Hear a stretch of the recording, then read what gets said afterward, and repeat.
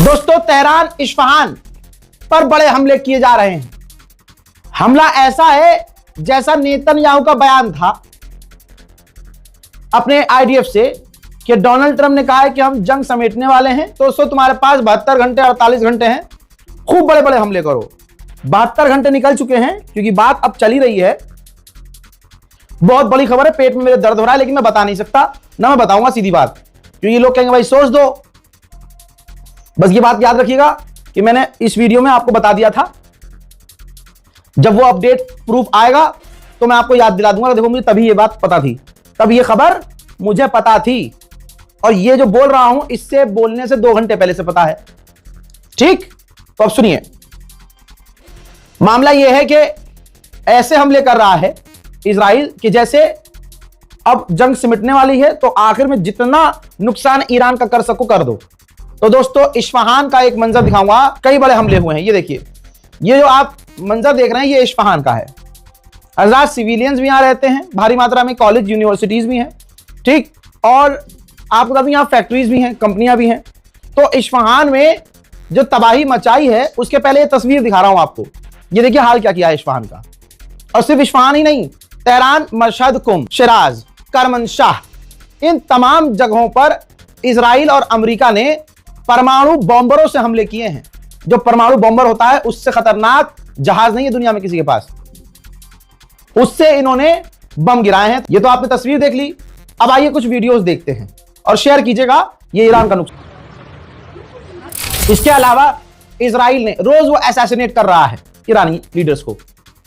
बड़े दुख और तकलीफ के साथ बता रहा हूं कि ईरान के एक टॉप जनरल हैं, जनरल जमशेद, जी हां, इजराइल ने इनको टारगेट करने का दावा किया है। अभी आपको मैंने तबाही के मंजर दिखाए, हमले के मंजर। ईरान ने इस हमले के बाद तुरंत बताया कि इस्फहान में जो हमारा एयरपोर्ट है वो डैमेज हो गया है। इजराइल ने खुद बताया है, जैसे एक एक बात मेरी सच साबित होगी, आप ध्यान दीजिए।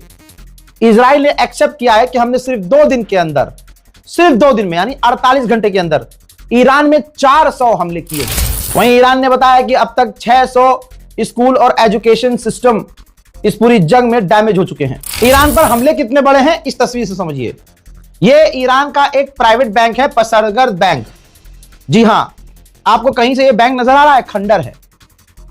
इजराइल ने इस बैंक को निशाना बनाया, सब कुछ तबाह कर दिया। अब अगर यही काम ईरान करने लगे कि अरब देशों के अंदर जो प्राइवेट बैंक है, अमेरिकी बैंक है, इजरायली बैंक है, उन पर हमला कर दे तो सारी दुनिया छाती पीटेगी। मेरे दोस्तों, 99 साल की औरत भी शहीद हो गई है। ये देखिए, उनके घर पर इजराइल ने हमला किया, सिविलियंस टारगेट कर रहा है।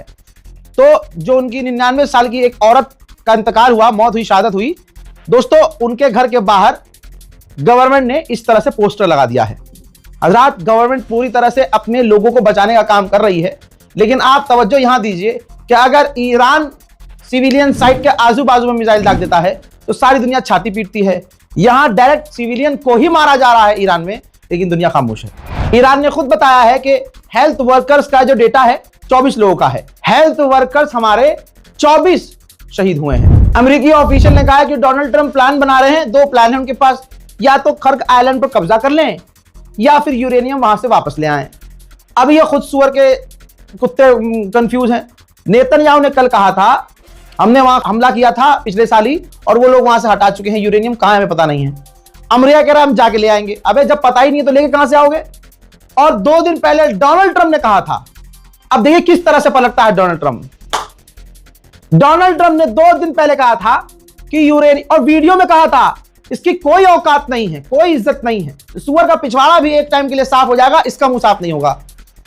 डोनाल्ड ट्रंप ने परसों कहा था कि ईरान का यूरेनियम इतना नीचे दब गया है कि उसको कोई निकाल नहीं सकता। याद होगा आपको?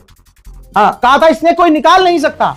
हम भी नहीं, क्या वो भी नहीं निकाल सकते, खुद ईरान नहीं निकाल सकता, इतना नीचे दब गया है यूरेनियम। अब कह रहे हैं कि अमेरिका प्लान बना रहा है, या तो खर्क पर कब्जा कर लेंगे या उसका यूरेनियम जाकर ले आएंगे। अब कैसे निकाल लोगे तुम सुअर हो? तुम्हारा बाप जो महासुअर है, गुलाबी सुअर, वो तो कह रहा था कि वो खत्म हो गया है, यूरेनियम पूरी बुरी तरह से दब गया है। अब ये 24 घंटे के बाद फिर से गुलाबी सुअर पलट गया है। ईरान डील नहीं कर रहा, यही उसके हक में है भाई, क्योंकि गुलाबी सुअर, इनका क्या भरोसा। अब देखो, क्योंकि पिटे हैं बुरी तरह से, कुत्ते की तरह, बहुत बुरी तरह से पिटे हैं। तो अब देखिए, दुनिया का सबसे बड़ा अखबार रॉयटर्स कह रहा है कि ट्रंप ने कहा है कि हम बहुत जल्दी इस जंग से बाहर निकल सकते हैं और जब हमें ठीक लगेगा हम दोबारा जंग शुरू कर सकते हैं। अब बताइए ऐसे आदमी से ईरान डील कैसे करे? ईरान तो कह रहा है मुझे गारंटी चाहिए कि आप हमला आप नहीं करोगे, हम पर हमला नहीं होगा। तो ऐसे में ईरान को तो जंग करनी नहीं चाहिए, बल्कि ईरान के पास जितनी ताकत है पूरी ताकत से हमला करना चाहिए। कैसे, क्यों भाई? गारंटी दे ही नहीं रहा डोनाल्ड ट्रंप। वो तो और हमला करने की बाद में खतरा पैदा कर रहा है कि हम बाद में हमारा जब ठीक लगेगा, मतलब जो अभी इनकी फटी पड़ी है चारों तरफ, चड्डी वड्डी इनकी कच्चे वच्चे फट गए हैं, पिट पिटे, तो ये पहले उसे ठीक करेंगे, डिफेंस मजबूत करेंगे, मिसाइल इंटरसेप्टर बनाएंगे, ईरान की ताकत को भाप चुके हैं तो उस हिसाब से ये तैयारी करेंगे और फिर इनको लगेगा कब हमला करना है, फिर ये माहौल बनाते रहेंगे, फिर हमला कर देंगे। ईरान बेवकूफ थोड़ी है, कितनी बार धोखा खाएगा ईरान। डोनाल्ड ट्रंप एक ही बात कह रहा है, हमने रिजीम चेंज कर दिया, हमने, मेरे हत्ते आ जाए अल्लाह की कसम, इसे छिले हुए मुर्गे को तो मैं लाल कर दूंगा।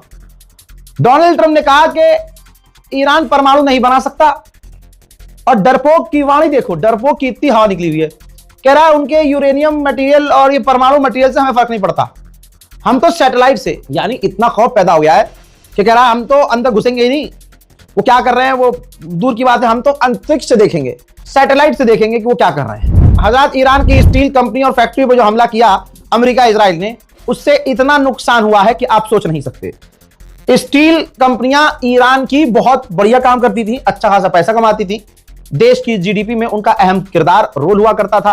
अब वो तमाम कंपनियां लगभग बंद हो चुकी हैं। हजरत आपके सामने ये ईरान का yellow cake uranium process plant है, ठीक है।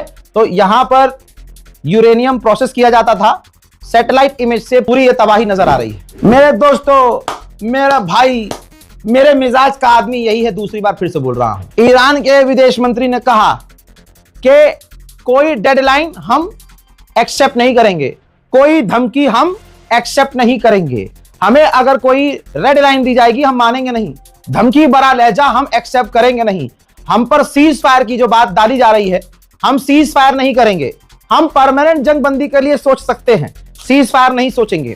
और हमारी दुश्मन से किसी से कोई बातचीत नहीं हो रही है, कोई बातचीत ना, हमने जंग बंदी की मांग की है, बल्कि सामने से जो मैसेज आया है इनडायरेक्ट, तो उनको इनडायरेक्ट ही जवाब दिया गया है। अमेरिकी ऑफिशियल ने कहा है, गवर्नमेंट ने, कि हमने बाइडेन की सरकार को भी कहा था, ट्रंप की सरकार को भी कहा था, हमारा प्रपोजल ऐसे ही पड़ा हुआ था, हमने कहा था कि प्रिंस सुल्तान एयरबेस जो सऊदी अरब में है, हमारा अमेरिका का बेस, वो काफी आगे है, उसको हम और लोगों के बीच कर लेते हैं, लोगों की आड़ पीछे कर लेते हैं।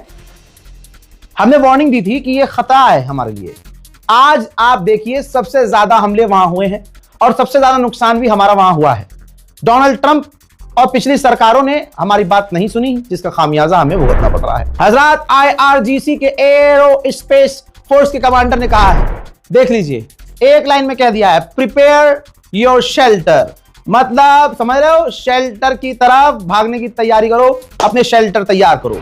जहां दुनिया के टॉप 2 कुत्ते, सबसे बड़े बुलडॉग डोनाल्ड ट्रंप और नेतन्याहू कह रहे थे हमने ईरान को मार दिया है, ईरान को मिटा दिया है, हम तो जीत गए हैं, उनकी मिसाइल खत्म हो गई है।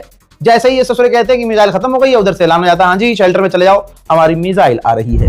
मेरे दोस्तों, अमेरिका की पोल अंदर से खोली जा रही है, इसका कोई तोड़ नहीं है। आपकी स्क्रीन पर फॉर्मर पूर्व CIA के अफसर हैं, बता रहे हैं कि जब तक मैं अपनी जिंदगी में नौकरी पर था, मैंने देखा कि अमेरिका का कोई भी राष्ट्रपति बनता था और इजराइल का प्रधानमंत्री या ऑफिसर अधिकारी अमेरिका आता था, तो वो हर राष्ट्रपति से कहता था, इजरायली ऑफिसर, इजरायली प्रधानमंत्री, कि आप हमारी मदद कीजिए ईरान पर हमला करने के लिए, मिलकर ईरान पर हमला करते हैं, हमेशा से। लेकिन किसी राष्ट्रपति ने नेतन्याहू की बात नहीं मानी। लेकिन ये जो नया प्रधानमंत्री बना ट्रंप, इसकी बेवकूफी की वजह से, क्योंकि ये मना नहीं कर पाया नेतन्याहू को, और उसके बाद आज हम ऐसी जंग में फंस चुके हैं जिससे हम बाहर नहीं निकल सकते। समझ रहे हैं आप? अब इस रिपोर्ट को शेयर कर दीजिएगा, चैनल को सब्सक्राइब कीजिएगा। जय हिंद।